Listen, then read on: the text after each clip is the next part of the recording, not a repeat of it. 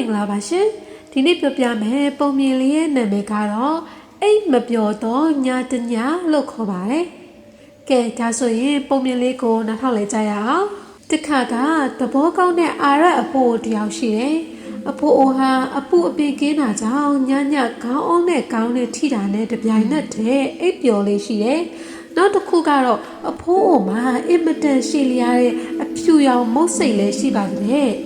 အာရအဖိုးဟာအဲ့ဒီကိစ္စနှစ်ခုလုံးကိုသူ့ကိုယ်သူဂုံယူနေလေးရှိတယ်သူနဲ့စကားဆက်ပြီးပြောသမျှလူတိုင်းကိုလည်းသူ့မုတ်စိတ်အကြောင်းနဲ့သူ့ရဲ့ခေါင်းအောင်နဲ့ခေါင်းနဲ့ထိတာနဲ့အိပ်ပျော်လေးရှိတဲ့အကြောင်းကိုလည်းအလွန်အမင်းကြွားဝါပြီးပြောလေးရှိတယ်တခါတော့သူ့ရဲ့3နှစ်သားမြေးကလေးကသူ့ကိုမေးတယ်ဖိုးဖိုးအိတ်တဲ့အခါမုတ်စိတ်မွေးကိုစောင်းအပြင်မှာထားအိတ်လားစောင်းအထဲမှာထားအိတ်လားအဖိုးအိုဟာသူဘလို့အိတ်ပြီလဲဆိုတာကိုသတိမထားမိလိုက်ဘူးတေချာပြန်စဉ်းစားပေမဲ့လည်းမမှတ်မိဘူးအဲ့ဒါနဲ့အဖိုးအိုလည်းဒီညအိတ်တဲ့အခါဖိုးဖိုးတေချာမှတ်ထားမယ်လို့သူ့ရဲ့မြေးကလေးကိုပြန်ပြောလိုက်တယ်ညအိယာဝင်တဲ့အခါအင်မတန်မှချမ်းအေးတာကြောင့်အဖိုးအိုဟာစောင်းကိုဆွဲပြီးသူ့ကိုယ်ပေါ်ခြုံဖို့လုပ်တယ်။အဲ့ဒီအချိန်မှာပဲသူဟာနေခင်ကသူ့မြေကလေးမေးလိုက်တဲ့မိကုံကိုချက်ချင်းပဲသတိရလိုက်တယ်။သူဟာခဏငြိမ်ပြီးသူ့မုတ်စိတ်မွေးဟာစောင်းပြင်းမလားအထဲမှာလားဆိုတာကိုသုံးသပ်နေခဲ့တယ်။အထဲမှာထားလိုက်တာပဲဖြစ်မှာပါလို့တွေးပြီးမုတ်စိတ်မွေးကိုအထဲထဲစောင်းချုံပြီးသူလှည့်လျောင်းလိုက်တယ်။ဒါပေမဲ့အဖိုးအိုဟာအစစ်မပြေသလိုဖြစ်လာသလိုခံစားရပြန်တယ်။ဒါကြောင့်သူဟာမုတ်စိတ်မွေကိုစောင်းအပြင်ကိုထုတ်ပြီးပြန်အိပ်ပြန်တယ်။ဒါပေမဲ့မုတ်စိတ်မွေကိုစောင်းအပြင်ထားအိပ်ရတာကသူ့အတွက်ခိုးလို့ခုလို့ဖြစ်လာပြန်တယ်။မုတ်စိတ်မွေကိုအထဲပြန်ထည့်လိုက်တယ်။ဒါလည်းအစစ်မပြေသေးပါဘူးလေလို့စဉ်းစားမိပြီးစောင်းရဲ့အပြင်ကိုပြန်ထုတ်လိုက်ပြန်တယ်။အထဲပြန်ထည့်လိုက်တယ်အပြင်ပြန်ထုတ်တယ်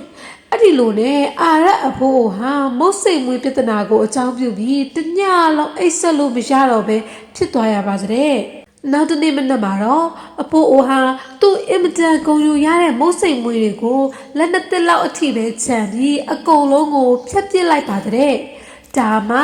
နောက်2လ3လကြာအောင်သူကောင်းကောင်းအိတ်နိုင်မှာပဲဖြစ်တယ်ဒီပုံမြင်လေးကကျွန်တော်တို့ကိုတတိပေးထားတာတခုရှိတယ်အဲ့ဒါကတော့အသေးအမွှားကိစ္စလေးတွေကိုအချိန်ကုန်ခံပြီးတွေးခေါ်စဉ်းစားနေမယ်ဆိုရင်စိတ်အေးချမ်းမှာမဟုတ်ဘူးဆိုတာပဲဖြစ်တယ်။တချို့သောကိစ္စတွေဟာပေါ့ပေါ့ပါပါလေးလှုပ်ဆောင်လိုက်ရင်ပြည့်ပြတ်သွားနိုင်ပါလေ။အတွေးခေါင်နေတဲ့တာမျိုးအသေးအစိတ်အကွက်ချနေတာမျိုးဟာအကျိုးမရှိနိုင်ဘူးလို့ဆိုလိုချင်တာပဲဖြစ်တယ်။တခါတည်းမှာကိုဟာကိုအစင်ပြေနေပါလေ။တစုံတစ်ယောက်ရဲ့မိကိုကြောင့်လမ်းပြောက်သွားတာမျိုးလည်းဖြစ်တတ်သေးတယ်။ကျွန်တော်တို့ဟာဂယူးစိတ်စရာမလိုတဲ့အကြောင်းတွေကိုယုံကြည်ရတဲ့လမ်းကြောင်းအတွက်အရေးမကြီးတဲ့လူတွေစသဖြင့်အနောက်အရှက်စကားတွေကိုခေါင်းထဲထည့်စဉ်းစားနေပဲကိုလမ်းကြောင်းကိုပုံမှန်အတိုင်းလေးပဲဆက်လျှောက်တင်တယ်လုံရိုးလို့စင်တိုင်းပြီးဆုံးရမယ့်ကိစ္စကိုလုံရိုးလို့စင်တိုင်းပဲပြုလုပ်သင့်တယ်လို့ဆိုလိုရင်းဖြစ်တယ်အသေးအမွှားကိစ္စများအတွက်အုံနောက်ထောက်ခြင်းအစဉ်ကင်းကြပါစေပုံမြင်လေးကတော့ဒါပါပဲရှင်နောက်ထပ်လည်းပညာပေးပုံမြင်လေးတွေအမြဲတင်ဆက်ပေးသွားမှာမို့စောင့်ကြည့်အားပေးကြပါအောင်လို့ပြောချင်ပါတယ်အစိုးရ2000ပြည့်အတွက်ကျေးဇူးပါ